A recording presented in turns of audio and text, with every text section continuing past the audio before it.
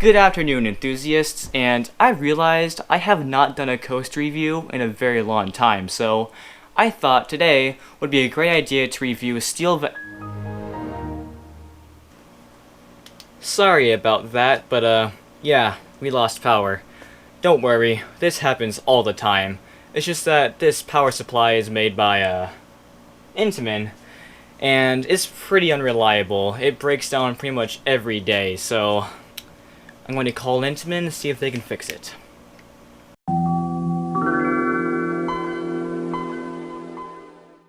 Well, Intamin says they don't have parts for this machine anymore, so that means I'm going to have to fix it myself. Should have gotten a B&M. There is one place that is very special to me as an enthusiast, and that is Valleyfair. It's my home park, and I have so many great memories here, even though they only have 8 roller coasters, and most of them operate above the track and have a chain lift. The one outlier, though, is Steel Venom, the park's only launch coaster, and the only inverted roller coaster in the entire state of Minnesota. Good afternoon, everybody. I'm Micah, and welcome to North Star Coasters. And on today's episode, I'm going to give my personal review for Steel Venom at Valleyfair, and look at it with more of a critical eye.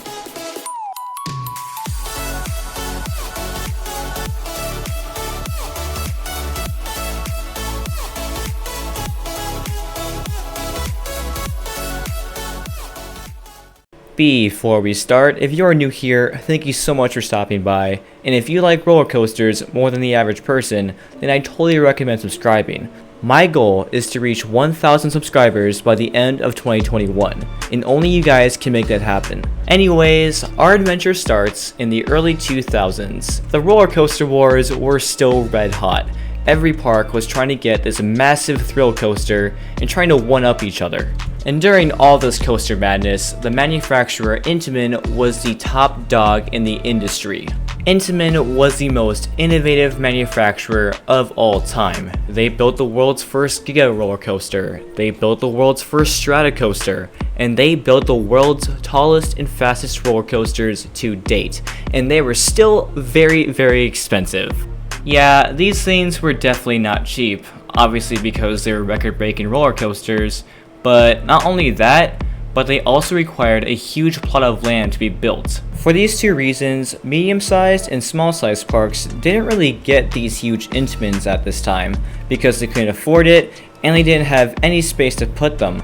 So, what did Intamin do about this? Well, they created a roller coaster that was both small in footprint, small in price, while still bringing a lot of thrills to these small parks. It was called the Intamin Inverted Impulse Coaster. The first Impulse was actually built in Japan, and it was a huge hit among the public over there. So this got the interest of Six Flags, so Six Flags ordered an Intamin Impulse Coaster for their newly acquired park, Six Flags Ohio. And on May 5th, 2000, the first Intamin Impulse opened to the public in North America, Superman Ultimate Escape. It was a smash hit with the public, so much so that Six Flags ordered 2 more for their other Six Flags parks in 2001. One was located at Six Flags Discovery Kingdom in California, and the other was located at Six Flags Great America in Illinois, and they're both called Vertical Velocity. It didn't take long for Six Flags' biggest rival, Cedar Fair, to take notice on these Intamin Impulse coasters, and 1 year later, Cedar Fair would order their own Intamin Impulse coaster for Cedar Point. But this Impulse coaster was not going to be a clone of Vertical Velocity. If you know Cedar Point, then you probably know that their roller coasters have to be bigger and better. So, Cedar Fair asked Intamin to make this coaster taller, faster, and most importantly, have both spikes twist. In 2002, Cedar Point opened up Wicked Twister for the season, and this roller coaster, at the time, was the world's tallest inverted roller coaster, at a whopping 215 feet. Wicked Twister was very successful at Cedar Point, and it inspired Cedar Fair to build one more Impulse at one of their other parks, and that park happened to be Valleyfair. In late 2002, Valleyfair announced their upcoming attraction, their new roller coaster, Steel Venom. and many people thought it would be a slightly smaller version of Wicked Twister. Well, it turns out that this roller coaster was going to be a clone of Vertical Velocity. Shortly after, construction began, and in a few months, the roller coaster was ready to open. It strikes with ferocious velocity. Its venom grips you with fear.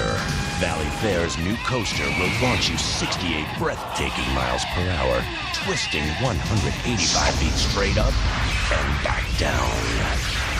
Feel the strike of steel venom, only at Valleyfair.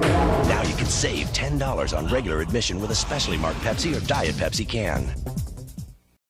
On May 17th, 2003, Steel Venom officially opened at Valleyfair, and also drew decent media coverage for a roller coaster at Valleyfair, because back then, the locals hadn't seen anything like this before. Steel Venom was well received by critics, GP, and enthusiasts alike for having great launches and being a short but sweet ride. But is Steel Venom really that good? Well, we're gonna find out, because now, I'm going to share my personal experience with this roller coaster, so you guys can kind of get an idea of how good it is. Let's do it. Alright, first of all, Steel Venom. That's a great name, alright? Steel Venom is an awesome name for an impulse, because the roller coaster itself kind of looks like a snake, so theming, I guess? No, not really. There's absolutely no theming on this roller coaster, but at least the color scheme looks pretty good. I actually really like it, so points for that. Let's talk about the stats. So this roller coaster is 185 feet tall, a top speed maxing out at 68 miles per hour, and the track length is well below 1,000 feet, so this roller coaster is pretty short in terms of track length. Anyways, you walk up to the station, hop in your seat, and pull down your over-the-shoulder restraint, and wait for the launch to happen. Make sure to keep your head back, because once everything is ready, the ride op will say, "All clear, get in, 3, 2, 1. And the moment they say 1, you'll be launched. And this launch is actually pretty good. It's smooth, it's quick, and it starts the ride off with a bang. Following that, you are thrown up into a twisted spike, and this one doesn't reach max height yet, but if you're in the front row, you get a little bit of a twist, but if you're in the back row, it's nothing much. After that, you get launched back into the vertical spike, and if you're in the back row, this vertical spike will be absolutely terrifying. The front row is okay, but if you want the best experience in the vertical spike, you definitely want to be in the back row, especially towards the end of the ride, which I'll talk about later. After the first trip up the vertical spike, you'll come back down and you'll be launched even faster at 68 miles per hour, which is the coaster's max speed, into the twisted spike. And if you're in the front row on this twisted spike, you get whipped up, and once you come back down, it kind of feels like you're falling out of the sky, which is a pretty weird sensation, but I love it. If you want the best experience on the twisted spike, the front row is where it's at. Following that, you are again launched backwards into the vertical spike, and this part is the best part of the ride in my opinion, because once you go all the way up the vertical spike, the hold brake will kick in, and this hold brake kicks butt. This thing is amazing. It's kind of hard to explain this part, but I'll do the best I can. So you're getting launched back into the vertical spike, right? Well, if you're in the back row, this drop will be even more terrifying than the first one because you're higher up. Anyways, after you reach max height, the moment you feel like you're gonna come back down again, the hold brake will kick in and your body will go forward and dangle there for about half a second, and then you'll drop. This hold brake is the best part of the ride in my opinion, and the other impulses that have a hold brake either got rid of it or don't use it. So Steel Venom is the only impulse left with the hold brake, and it is awesome. Following that, you'll come back down, and you'll be slowed down a bit before you hit the twisted spike one more time, and if you're in the front row, you'll get about halfway up there before you start coming back down into the brakes. And just like that, your ride on Steel Venom has come to a close. Yes, it was short, but man was it awesome.